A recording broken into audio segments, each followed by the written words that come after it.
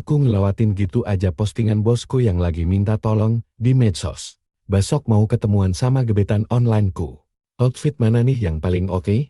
Semua orang di internet milih pilihan ketiga, yang paling seksi di antara semuanya. Nggak lama setelah itu, pacar onlineku ngirim foto. Lapor, besok aku bakal pakai baju yang ini. Dan itu bener-bener pilihan ketiga. Aku langsung terdiam 1000 bahasa. Sambil ngeringin rambut pakai hair dryer. Ada postingan lokal yang lagi viral banget lewat di berandaku. Besok mau ketemuan sama gebetan online. Kira-kira harus pakai outfit yang mana ya? Karena besok aku juga mau ketemuan sama pacar onlineku. Aku langsung ngeklik link itu dengan penuh semangat buat baca. Setelah pacaran online, selama 6 bulan, akhirnya kami bakal ketemuan juga. Aku pengen banget ngasih kesan pertama yang luar biasa. Harapannya sih, dia nggak bakal bisa nahan diri buat gak nyentuh aku. Jadi aku mau nanya ke kalian semua, outfit mana yang paling bagus? Totalnya ada 9 foto. Semuanya foto mirror selfie yang nunjukin outfitnya dengan wajah tertutup. Cuma dari ngelihat fotonya aja, kelihatan banget. Kalau orang yang ngepost ini, punya bentuk tubuh dan aura yang luar biasa. Cuma pakai hoodie simple yang dipaduin sama celana jeans kasual warna terang. Aura gadis tetangga yang segar dan berjiwa muda langsung kerasa banget. Tapi pas dia ganti pakai kemeja rapi dan celana bahan yang pas di badan, dia langsung memancarkan aura wanita karir elite yang berwibawa. Bahkan di salah satu foto, dia kelihatan pakai slip dress hitam yang ketat. Lekuk tubuhnya yang luar biasa indah, terpampang dengan sangat jelas. Dan gaun itu nempel ketat di pinggangnya yang ramping banget. Benar-benar sebuah godaan senyap yang memikat. Kolom komentar langsung heboh seketika. "Sister, punya badan sekeren model gitu? Ngapain sih pacaran online?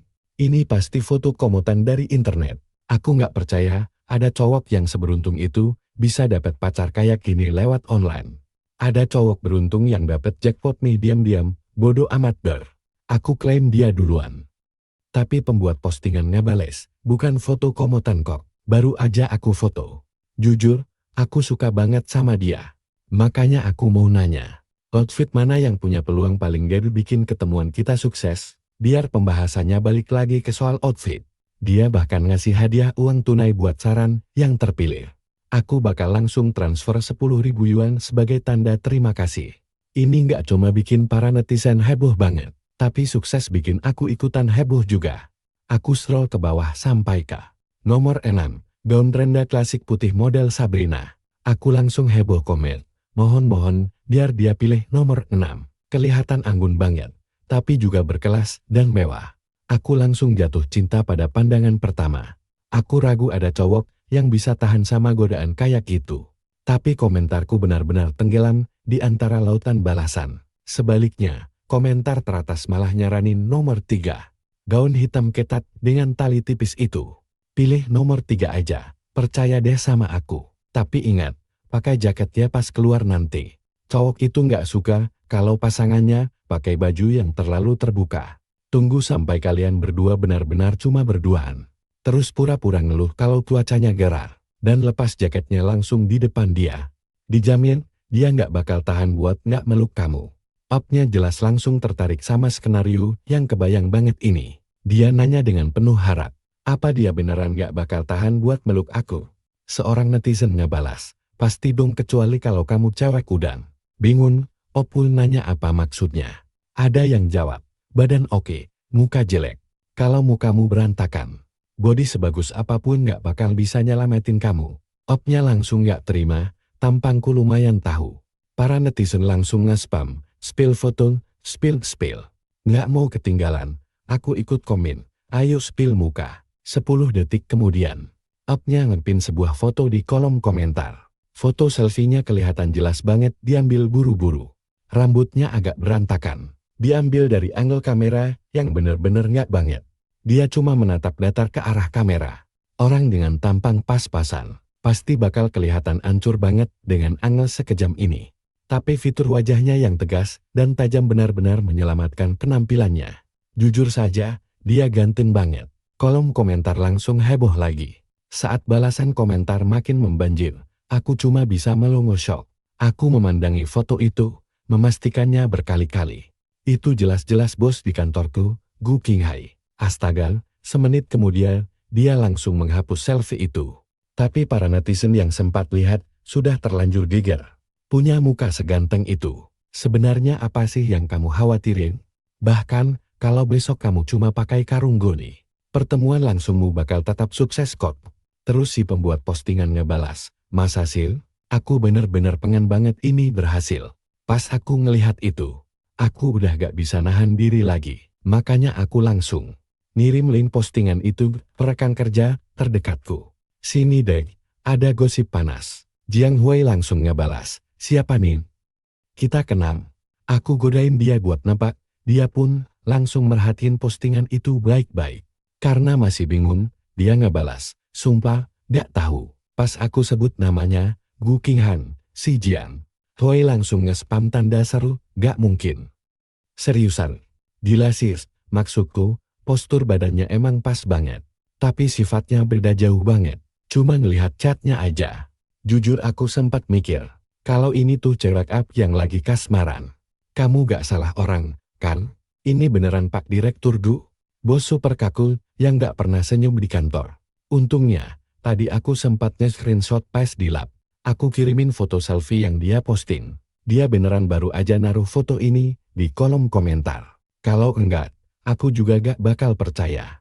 Maksudku, siapa juga yang bakal percaya? Bos kita yang paling serius dan super kaku di kantor. Ternyata aslinya kayak gini, kalau di belakang layar. Jiang Hui langsung telepon aku saat itu juga. Suaranya kedengeran heboh banget, penuh antusiasme khas orang yang lagi bergosip. Gak mungkin, ini beneran dia. KN tanda tanya. Aku mengiyakan, bisa-bisanya dia pacaran online terus mau ketemuan. Tapi bentar, Jiang Hui tiba-tiba nyadar sesuatu. Bukannya dia udah punya pacar. Hubungan Gu Qinghan sama pacarnya di kantor emang gak diumumkan secara resmi. Tapi itu udah jadi rahasia umum. Pacarnya itu Song Jingnian dari divisi kami. Mereka pernah terpergok pergi bareng naik mobil yang sama. Berdua. Terus rekan kerja yang lain juga pernah mergokin mereka ketemuan diam-diam secara pribadi. Bahkan manajer divisi kami memperlakukan Song Jingnian, yang padahal cuma anak magang, dengan sangat hormat. Sopan banget. Semua orang curiga kalau Song Jingnian itu pacar rahasianya Gu Qinghan. Pantas saja dia menyembunyikannya. Dia cuma mau main dua kaki. Jiang Hui mencibir kalau dia menjaga hubungan di dunia nyatanya tetap aman, sementara tetap membuka peluang di dunia maya. Padahal aku pikir dia itu tipe wanita yang anggun dan berkelas. Ternyata dia cuma pemain ulung. Jujur, aku juga nggak menyangka. Gu Qinghan selalu bersikap sangat profesional di tempat kerja. Bahkan dengan adanya rumor tentang dia dan Song Jingnian, banyak cowok di kantor yang masih berusaha untuk mendapatkan hatinya. Tapi dia nggak pernah memedulikan mereka. Dia selalu bersikap dingin, menjaga jarak yang sangat jelas dengan setiap rekan kerja pria. Siapa sangka di balik itu semua, dia suka merayu nakal. Jiang Hui terus mengoceh tentang betapa palsunya pacaran online, dan menganggap semua wanita itu cuma tukang mempermainkan perasaan. Tepat saat itu, pacar onlineku mengirimkan pesan. Sayang, kamu masih mandi ya? Aku hampir lupa kalau besok. Akhirnya aku bakal ketemuan langsung sama dia. Aku membalas pesannya, baru selesai nih. Dia mengirim emoji cubit pipi yang lucu. Aku sudah milih baju yang mau kupakai. Besok, aku mau bikin kamu nggak bisa menahan tanganmu dariku. Frasa nggak bisa menahan tangan itu membuat alisku berkedut. Sebab, Gu Qinghan baru saja memberitahu teman kencan online-nya untuk tidak lancang menyentuhnya juga. Masa ia bisa sekebetulan ini? Tapi, keningku terus saja berkedut. Jadi, aku bertanya dia mau pakai baju apa dan memintanya mengirimkan foto. Dia mendadak malu-malu, takut kalau itu bakal merusak kejutan besok. Aku membujuknya, tapi kan kita bisa pakai baju yang serasi. Dia sempat ragu sejenak. Sementara itu, pidato panjang lebar dari Jiang Hui tentang wanita kaya yang nggak bisa dipercaya akhirnya selesai juga. Di headphoneku, terdengar dia menghela napas berat. Bro, kira-kira siapa ya cowok malang yang bakal ketemuan sama dia besok? Aku pun menimpali. Iya juga ya, mana ku tahu. Aku mengetuk untuk membukanya. Ternyata itu foto pakaian terbaru dari pacar onlineku. Dan baru sekali lirik, aku langsung mematung. Itu pakaian nomor 3 dari utas viral itu. Gaun ketat hitam yang sama, wajahnya juga masih ditutupi. Bedanya kali ini, tidak ada filter kartun yang menyembunyikannya. Sebagai gantinya, ada ponsel iPhone model terbaru. Wajahnya tampak setengah terlihat. Dan itu jelas-jelas bosku, Gu Qinghai, tidak salah lagi. Pikiranku langsung kacau balau, panik setengah mati.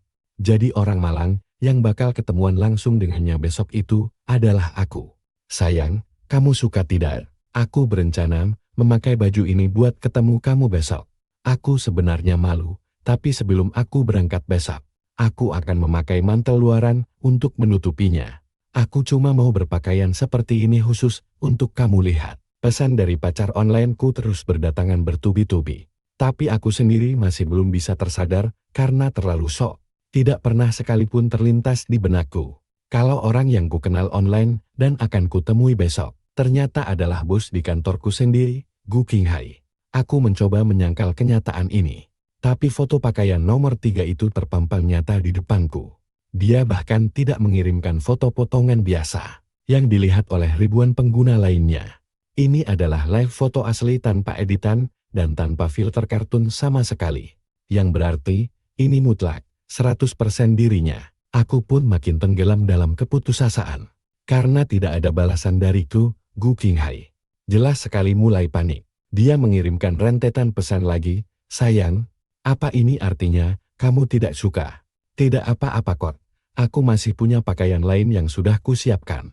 Katakan saja mana yang lebih kamu suka, nanti akan kupakai. Tiba-tiba dia membombardirku dengan 13 foto sekaligus. Beberapa di antaranya bahkan belum pernah diunggah di utasnya. Pakaian-pakaian itu jauh lebih berani dan menantang. Kamu suka tidak dengan salah satu baju ini? Aku hanya bisa terdiam 1000 bahasa. Dia terus mengeting, tidak apa-apa kalau tidak suka. Aku ini sangat fleksibel, loh. Begitu kita akhirnya bertemu besok, kamu boleh mendandaniku sesuka hatimu, setuju. Aku rela memakai apa saja demi kamu. Apapun yang kamu suka, sayang, aku juga suka. Aku kesulitan banget buat mengetik balasan. Tapi begitu jempolku tertahan di atas keyboard, aku baru sadar kalau tanganku gemetaran hebat. Aku bahkan gak sadar kalau Jiang Hui sudah menutup teleponnya. Di dalam kamar, suasananya sepi banget sampai-sampai aku bisa mendengar detak jantungku yang berdegup kencang. Sambil menarik napas dalam-dalam, aku mengetik huruf pertama dari kata putus. Tiba-tiba pesan dia berikutnya muncul. Sampai ketemu besok, Zebao. Aku seketika mematung, aku teringat waktu Gu Qinghan mengirimiku uang. Meskipun aku menolaknya. Saat dia melihat nama asliku, saat proses transfer itu. Xin Hause. Dia mulai sesekali memanggilku Zebao. Pikiranku yang kacau mulai melayang ke masa lalu. Kami gak pernah saling memberitahu nama, ataupun bertukar foto. Satu-satunya alasan kami merasa dekat adalah karena kami pernah saling mengirim foto pemandangan langit indah yang sama. Gu Qinghan tahu kalau aku bekerja di perusahaan teknologi, dan pekerjaanku sama sekali gak ada hubungannya dengan pemasaran. Tapi industri teknologi di kota ini kan luas banget.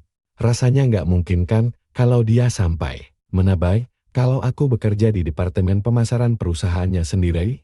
Aku harus melangkah dengan sangat hati-hati. Setidaknya, aku nggak bisa menghilang begitu saja tanpa kabar.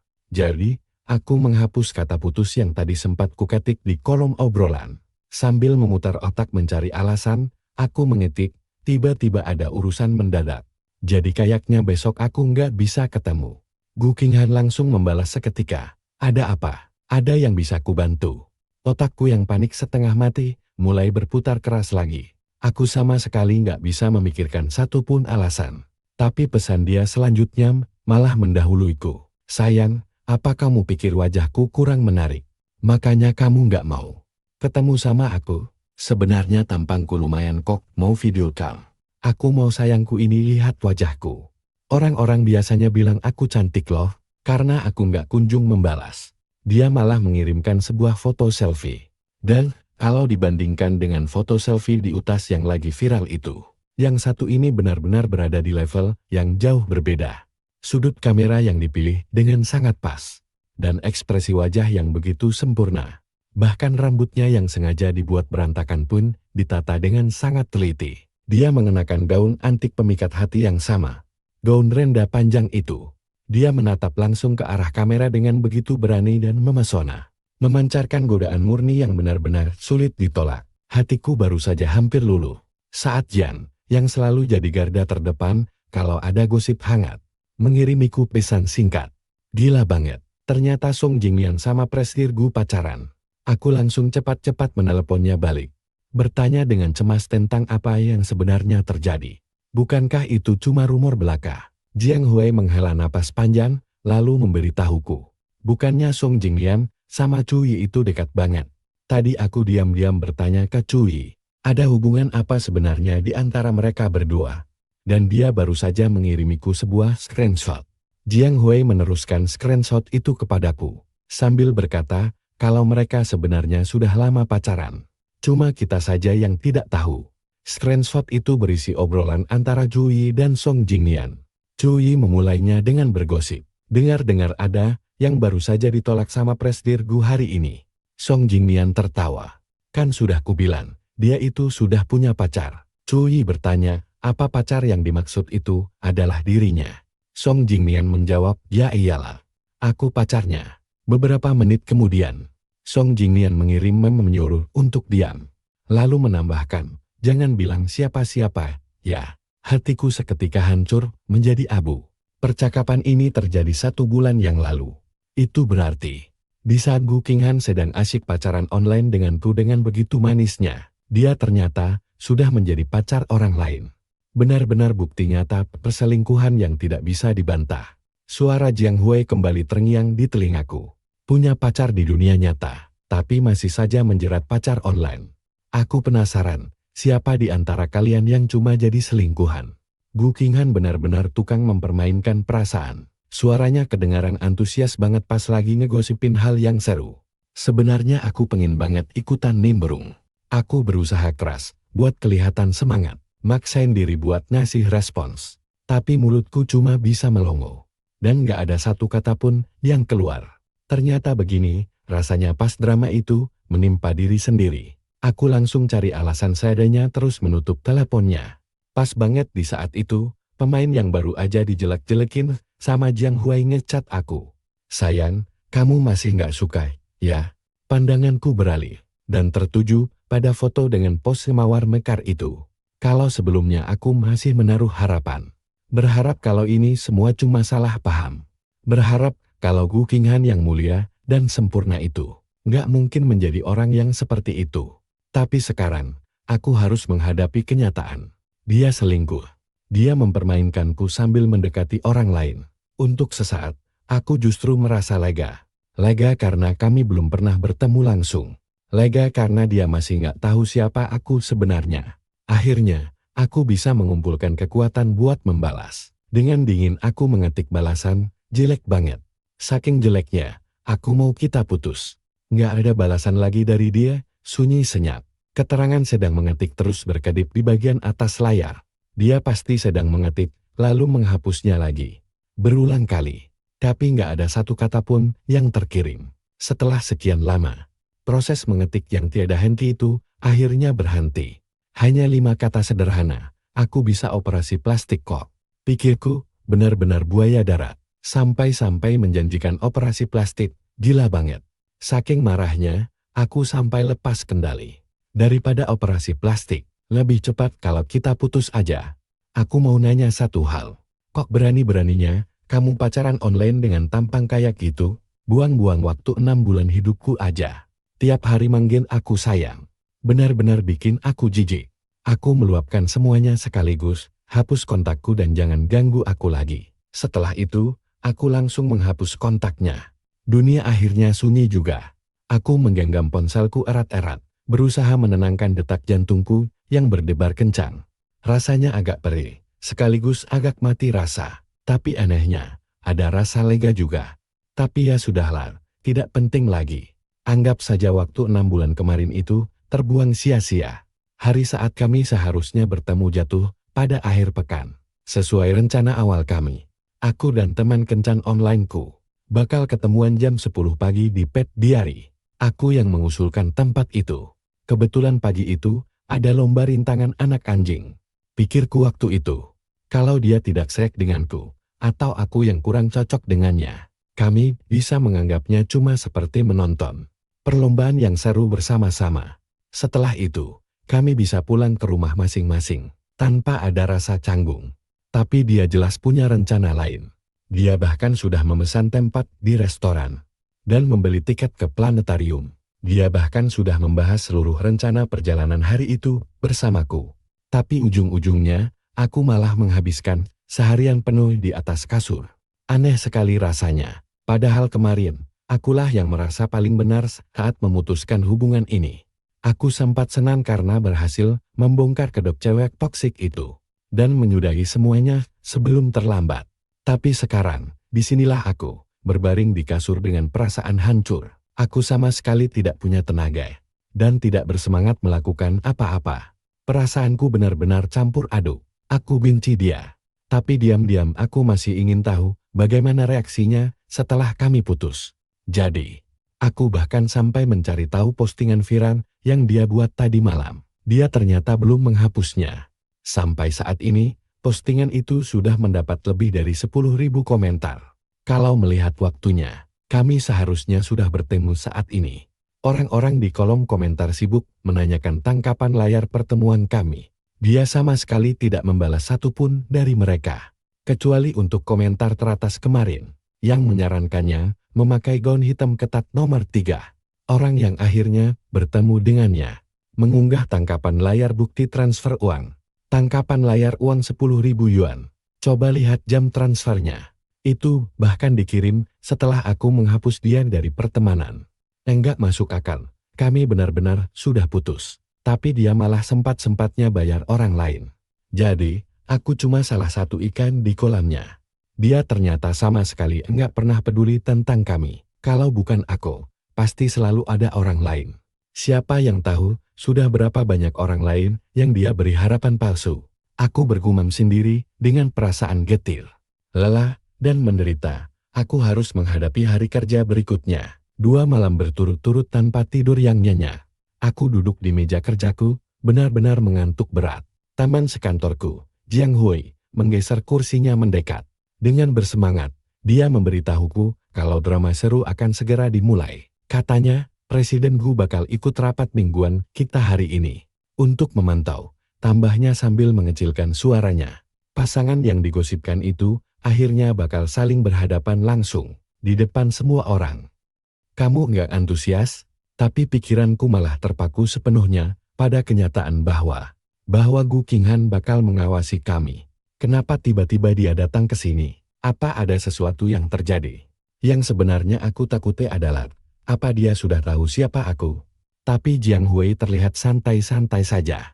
Minggu ini kan giliran departemen kita. Dia meninjau satu departemen setiap minggu. Kamu lupa ya? Aku benar-benar lupa. Ucapannya itu akhirnya membuatku ingat kembali. Aturan ini sebenarnya sudah ditetapkan beberapa bulan yang lalu. Gu Qinghan bahkan sudah pernah menghadiri beberapa rapat. Kebetulan saja minggu ini giliran kami. Sesederhana itu. Aku mencoba menenangkan diriku sendiri dan berkata pada diriku sendiri untuk tidak terlalu paranoid. Pertama, aku tidak pernah mengunggah foto-fotoku. Kedua, aku tidak pernah membagikan informasi pribadiku. Bagaimana mungkin Gu Qinghan bisa tahu siapa aku? Berpegang pada pikiran itu, aku berjalan masuk ke ruang rapat dengan tenang. Tapi dengan Gu Qinghan sendiri yang menghadiri rapat itu, suasananya benar-benar berbeda dari biasanya. Bahkan kepala departemen kami pun tampak sangat tegang. Aku lagi bersandar santai di pojokan yang sepi. Jiang Hui berbisik dengan penuh kagum. Tempat ini pas banget buat malas-malasan sambil dengerin gosip. Tiba-tiba, cowok yang dirumorkan jadi tokoh utama masuk ke ruangan. Sang Hui menyenggolku keras-keras dengan sikunya. Harus kuakui, Song Jingyan memang ganteng banget. Aku melirik ke arah Song Jingyan.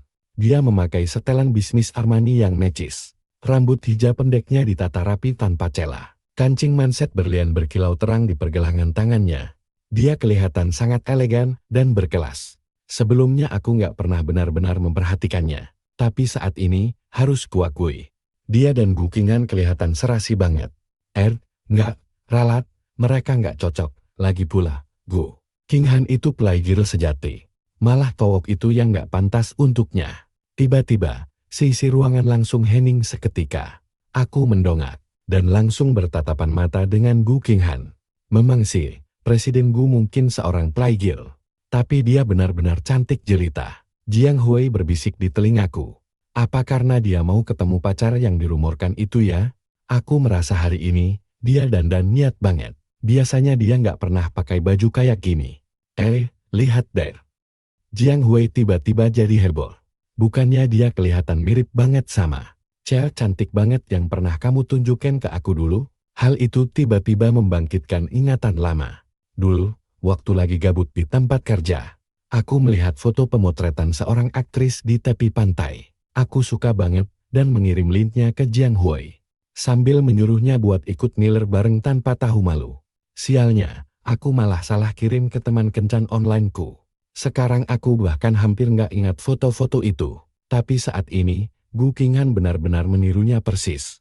Kemeja sutra dan rok melambai yang persis sama. Dia kelihatan seperti wanita sosialita yang anggun, duduk di ujung meja konferensi. Bagaikan superstar yang salah masuk ruangan. Dia memancarkan aura yang sama sekali nggak nyambung dengan rapat ini. Rapat berjalan sesuai jadwal. Tapi aku bukanlah pemain kunci ataupun anggota inti. Aku bahkan tidak perlu mengucapkan sepatah kata pun sepanjang rapat. Tugasku cuma duduk diam di pojokan sebagai pelengkap saja. Kepala departemen kami terus-menerus melirik ekspresinya dengan cemas. Berulang kali mempersilakannya bicara. Berharap Gu Qinghan mau memberikan sedikit masukan tentang progres kerja kami. Namun, dia hanya menggelengkan kepalanya perlahan dengan cuek. Seolah-olah dia memang cuma datang untuk memantau kami. Selain kehebohan besar saat dia baru masuk tadi, Gu Qinghan malah terasa jauh lebih tidak kasat mata daripada aku. Akhirnya, rapat yang berlarut-larut itu selesai juga. Aku menutup buku catatanku dengan sopan.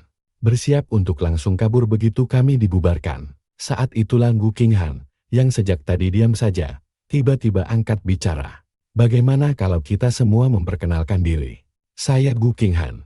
Manajer yang duduk di sebelah kanannya langsung bereaksi seketika. Segera berdiri untuk memperkenalkan dirinya berikutnya. Halo semuanya, saya Li. Perkenalan itu berlanjut satu persatu secara bergiliran, menyebutkan nama dan jabatan mereka masing-masing dengan jelas. Begitu gilirannya sampai ke Jiang Hui. Aku terus meyakinkan diriku sendiri bahwa dia tidak pernah mendengar suara normalku. Jadi, mustahil dia bisa mengenaliku. Tunggu, tidak, dia pernah mendengarnya sekali. Tepat setelah aku terkena flu berat itu.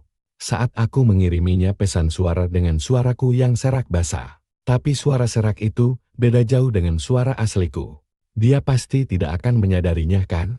Dan akhirnya, tibalah giliranku. Aku pun berdiri, berpura-pura tenang, halo semuanya. Saya Jugi. Tapi kemudian, aku bisa merasakan tatapannya langsung tertuju padaku. Kata-kata yang sudah kusiapkan matang-matang, seketika tercekat di tenggorokan. Dia terus saja menatapku lekat-lekat. Pikiranku mendadak kosong sama sekali. Jadi, aku hanya bisa tersenyum kaku dan kembali duduk. Setelah semua orang akhirnya selesai memperkenalkan diri. Rapat mingguan, yang rasanya tak kunjung usai ini, akhirnya selesai juga. Jiang Hui merangkul bahuku saat kami berjalan keluar, lalu berbisik tepat di telingaku. Entah ada angin apa dengan Tuan Gu hari ini. Tiba-tiba saja minta kita semua memperkenalkan diri. Tiba-tiba saja, seseorang menghalangi jalan kami. Saat mendongak, ternyata itu Liu Ruyan, asisten tangan kanan Gu Qinghan. Dia melihatku mulai hidup kembali. Beritahu Pak Zhuzi, untuk tetap di sini, Presiden Gu ingin bicara. Saat Liu Ruyan membawaku pergi berdua saja, aku benar-benar merasa panik setengah mati. Tak peduli seberapa benci aku harus mengakuinya.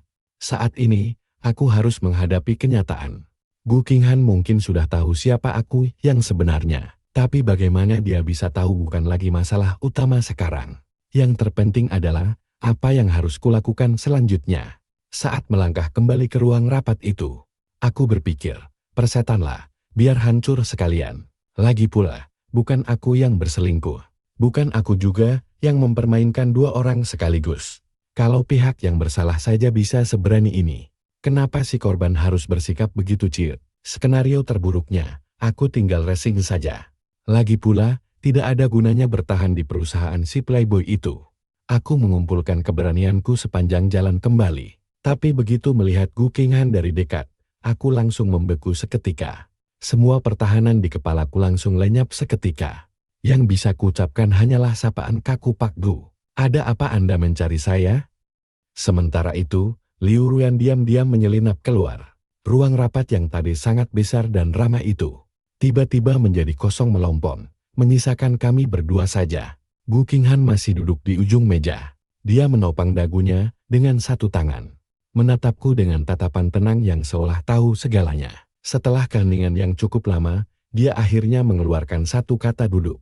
Aku berjuang setengah mati agar tetap tenang dan duduk di tempat yang dia tunjuk. Juzi kan? Dia akhirnya bersuara, ku dengar kamu suka astronomi. Aku membeku, siapa yang memberitahu Anda? Dia malah balik bertanya, apa itu penting? Biasanya, hal itu memang sama sekali tidak penting. Tapi saat ini, hal itu sangatlah penting. Bagaimanapun juga, lewat astronomilah kami pertama kali bertemu. Kami bertemu di sebuah forum khusus untuk para pengamat bintang amatir. Saat itu, minatku pada bidang ini baru saja mulai membara. Aku tidak hanya membaca postingan informatif setiap hari, aku juga sesekali ikut memposting sesuatu. Menanyakan segala macam pertanyaan aneh, karena penasaran. Nama yang paling sering disebut di kolom komentar adalah Sir Gorges. Mereka bilang orang ini tahu segalanya. Mereka bilang dia sangat berpengetahuan luas. Mereka bilang dia selalu punya jawaban untuk pertanyaan-pertanyaanku yang tak ada habisnya. Cuma dia yang bisa menyelesaikannya. Perlahan-lahan, aku jadi benar-benar terobsesi sama nama itu. Sampai suatu hari, aku gak sengaja ketemu dia di sebuah forum. Rasanya kayak fans yang gak sengaja ketemu artis idolanya. Benar-benar kayak pemula polos yang ketemu sang legenda. Dan aku benar-benar berpapasan langsung sama dia. Jadi, dengan tebal muka, aku mulai mengganggunya siang dan malam. Sejujurnya, awalnya dia dingin banget sama aku. Dia benar-benar mengabaikan semua pesan langsungku. Tapi, mungkin pertanyaan-pertanyaanku terlalu aneh dan gak ada habisnya. Jadi, sesekali dia sudi membalas pesanku. Dari aku yang ngejar dia, sampai dia yang balik ngejar aku. Perubahan itu memakan waktu yang lama sekali. Kami baru mulai pacaran online 6 bulan yang lalu. Kalau diingat-ingat lagi, aku baru sadar saat semuanya sudah terlambat. Harusnya kami gak pernah meresmikan hubungan ini. Seandainya kami bukan sepasang kekasih, mau dia tebar pesona atau selingkuh sekalipun, aku gak bakal ambil pusing. Itu sama sekali gak ada hubungannya denganku. Di mataku, dia bakal tetap jadi dewa Qi yang legendaris itu.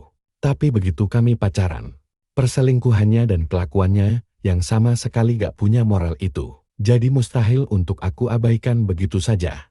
Suara Gu Qinghan tiba-tiba menarikku kembali ke kenyataan. Dia bilang dia melihat hobiku tertulis di berkas karyawan. Layaknya anak anjing yang sedang menandai wilayahnya. Aku sengaja mencantumkannya di resum kerjaku. Aku gak pernah menyangka kalau bumerang itu bakal berbalik menyerangku sekarang. Mau tidak mau, aku pun mengakui hobi itu.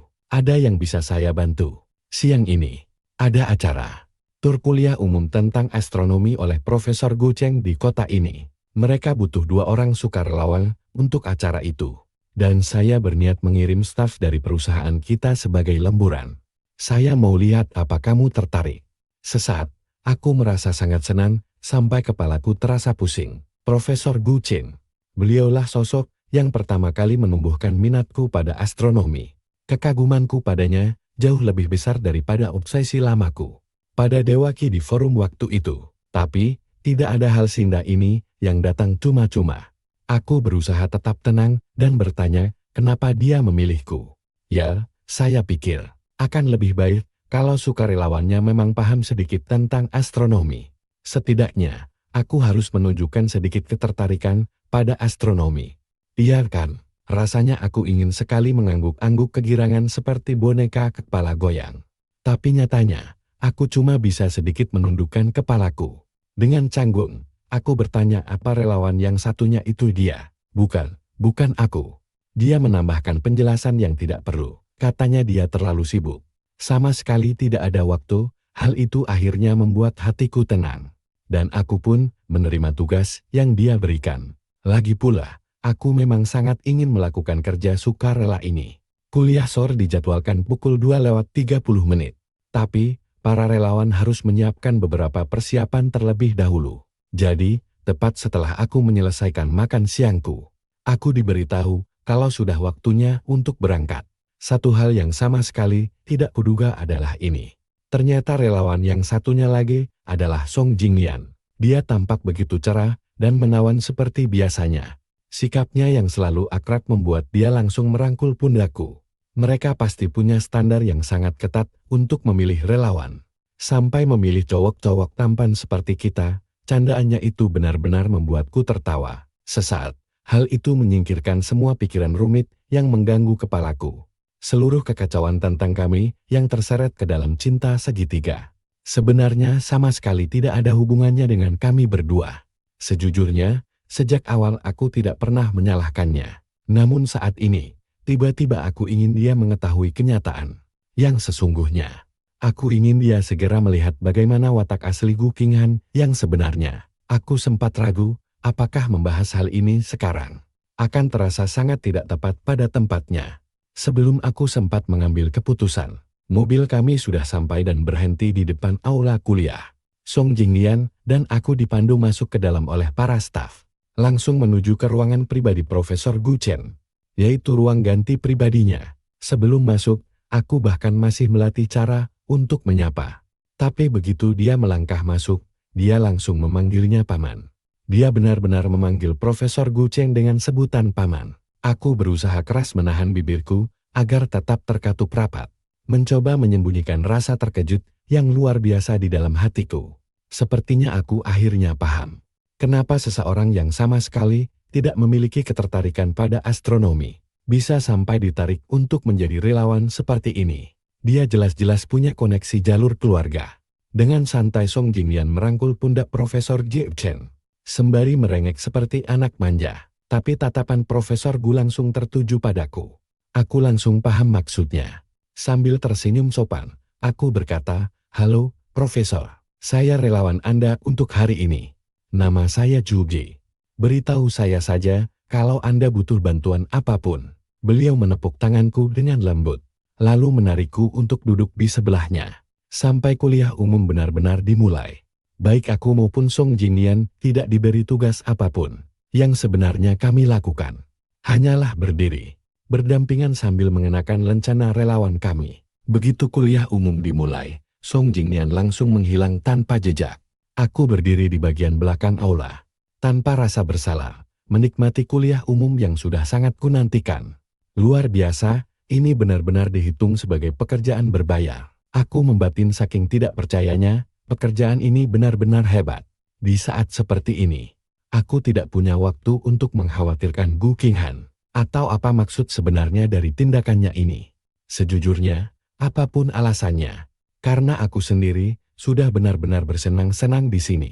Kuliah umumnya berlangsung selama 1,5 jam, dilanjutkan dengan sesi tanya-jawab bersama audiens. Akhirnya, peranku sebagai relawan benar-benar berguna. Aku bertugas mengantarkan mikrofon ke arah penonton. Penontonnya sangat antusias, sehingga sesi tanya-jawabnya berlangsung hingga 1 jam penuh. Begitu kami selesai, waktu sudah menunjukkan pukul 5 sore. Sambil menemani Profesor Gu Chen kembali ke ruang istirahatnya, aku memberikan pujian yang tulus dari lubuk hati. Menggunakan istilah pesta sosial kosmik untuk menggambarkan gelombang gravitasi itu. Sangat hidup, aku bahkan bisa langsung membayangkannya. Ari, jangan terlalu memujiku. Aku tahu anak muda seperti kalian pasti menganggap ini membosankan. Mana mungkin. Sama sekali tidak membosankan, kok. Beliau berkata sambil terkekeh hangat. Anak perempuanku sendiri saja bilang ini membosankan. Di dalam hati, aku refleks ingin mengomeli anak perempuannya itu. Serius deh, ada apa sih dengan seleramu? Punya ayah sehebat ini, tapi kamu sama sekali tidak bisa menghargainya? Sambil mendorong pintu ruang istirahat, aku tetap berusaha membelanya. Mungkin dia hanya tidak begitu tertarik dengan hal-hal seperti ini. Tapi materi kuliah profesor tadi benar-benar luar biasa. Dan aku baru aja mau ngomong lebih banyak lagi. Saat tiba-tiba sosok yang lagi duduk di ruang tunggu, bikin suaraku langsung tercekat seketika. Ternyata itu Gu Qinghan. Dia beneran ada di sini, lagi senyum ke arahku dan Profesor Gu. Terlambat banget aku baru sadar kalau harusnya aku bantu ngejelasin situasinya. Lagi pula, dia kemungkinan besar kesini buat nemuin Song Jingmian. Song Jingmian tadi ada urusan dan harus pergi duluan. Aku nggak lagi nyari dia. Gu Qinghan menaruh majalah astronomi yang lagi dipegangnya dan langsung jalan menghampiri kami. Aku kesini buat nemuin Papa. Aku melongo menatap Profesor Gu yang tampak sumringah. Dan di detik itu juga, aku ngerasa kayak disamber. Peti, bener-bener gosong. Ini bener-bener salah paham. Kacau banget. Gu Qinghan dan Song Jingmian ternyata sepupuan. Mereka bahkan punya hubungan darah. Nggak mungkin banget mereka pacaran. Pas aku nyadar hal ini, aku cuma bisa duduk kaku di dalam mobil dengan pikiran yang berputar kencang. Jujur, aku bahkan nggak inget gimana caranya aku bisa masuk ke mobil ini. Yang aku tahu, sekarang ada 4 orang di dalam. Aku, ayahnya, dan sopir Gu Qinghan. Aku dan Profesor Gu duduk di kursi belakang. Sementara Gu Qinghan, si pemilik asli mobil ini, sekarang lagi duduk di kursi penumpang depan. Kalau saja pikiranku lagi jernih, aku nggak bakal pernah ngebiarin posisi duduk kayak gini terjadi.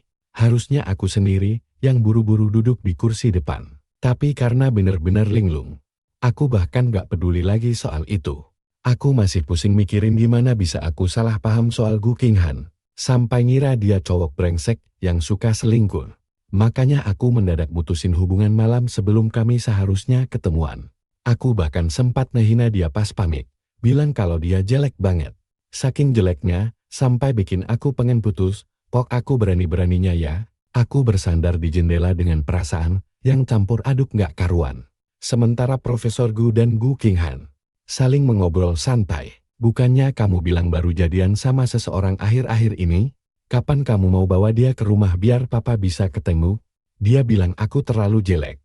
Saking jeleknya, sampai-sampai dia pengen putus. Aku kembali merapatkan tubuhku ke jendela mobil. Kamu memang jelek. Ditambah lagi, sikapmu juga sangat buruk. Wajar saja kalau dia tidak tahan denganmu. Begitu kan? Cuzi, kata Gu Qinghan, tiba-tiba mengalihkan pembicaraan kepadaku. Mataku terbelalak karena sangat terkejut. Penilaian ayahku tentangku barusan. Jika dilihat dari sudut pandang seorang karyawan, menurutmu, apakah dia benar? Aku memberanikan diri dan terbata-bata. Anda tidak jelek. Direktur Gu, Anda cantik. Haha, kamu dengar itu. Profesor Gu terkekeh.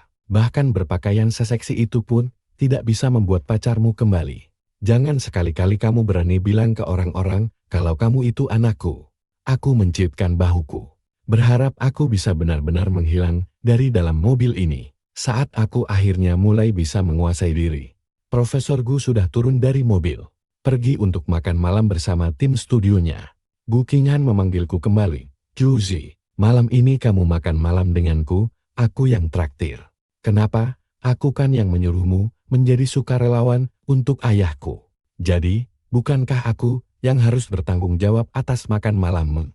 Perkataannya memang sangat masuk akal, tapi aku tetap saja merasa sangat gugup.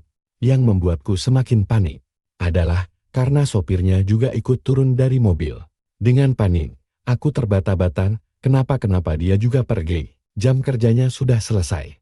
Gu Qinghan melepas sabuk pengamannya dan berkata, sekarang biar aku yang menyetir. Sini, duduk di kursi depan. Perjalanan terasa sangat sunyi. Gu Qinghan tidak mengucapkan sepatah kata pun. Dan aku pun benar-benar bungkam. Pikiranku yang kacau perlahan-lahan mulai tenang, tanpa kepanikan, tanpa rasa takut, tanpa ketegangan. Semua kecemasan itu rasanya benar-benar sirna. Mobil itu berhenti di depan restoran yang sudah kami pesan kemarin siang. Aku menatap lurus ke depan. Akhirnya, aku tidak perlu lagi membohongi diriku sendiri. Gu Qinghan sudah tahu persis siapa aku sebenarnya, meskipun aku tidak tahu sejak kapan dia menyadarinya, atau kenapa dia memilih untuk tidak membongkar kedokku. Tapi dari gerak-geriknya, jelas banget kalau dia sudah tahu. Aku cuma bisa diam, pasrah menunggu keputusan akhirnya. Gu Qinghan sama sekali gak ada niat buat turun dari mobil. Dia malah mengunci semua pintu mobil. Pandangannya lurus menatap ke depan. Dengan suara pelan, dia membisikkan namaku Cuzi. Apa sedekat ini denganku bikin kamu risih? Sontak aku langsung panik setengah mati. Maafkan saya, Pak Gu. Waktu itu saya asal bicara saja, gak mikir dulu. Saya sama sekali gak menganggap Anda menjijikkan. Gak pernah sekalipun saya merasa begitu, saya cuma. Ini cuma salah paham kecil. Maaf, ucap Gu Qinghan lirih. Apa karena kamu tahu aku ini bosmu? Makanya sekarang kamu berusaha menyenangkan hatiku. Gak apa-apa kok. Setiap orang punya selera masing-masing. Itu hal yang wajar. Kamu merasa aku jelek dan gak mau pacaran denganku. Itu juga wajar-wajar saja. Gak usah terpaksa cuma karena aku ini atasanmu. Suaranya perlahan makin mengecil. Dan akhirnya hilang tak terdengar lagi. Sesaat kemudian, dengan nada bimbang seolah meragukan hidupnya sendiri. Dia bertanya dengan ragu-ragu, apa foto selfieku memang sejelek itu? Baru saat itulah, aku sadar. Ternyata bukan cuma aku yang salah paham di sini. Dia juga sudah salah sangka terhadapku. Jadi, aku memutuskan untuk meluruskan masalah paling penting dulu. Alasan aku minta putus waktu itu, karena aku dengar Song Jinyan itu pacarmu. Detik itu juga, Gu Qinghan langsung paham duduk perkaranya. Kamu mengira aku selingkuh? Begitu melihatku menganggur, dia langsung panik dan buru-buru menjelaskan. Song Jinyan bukan pacarku. Aku cuma menjadikannya tameng biar gak diganggu orang-orang di kantor. Padahal waktu itu, kita kan sudah pacaran. Aku takut kamu mengira aku ini genit atau suka tebar pesona. Tapi sumpah, aku gak tahu kalau kamu kerja di perusahaanku.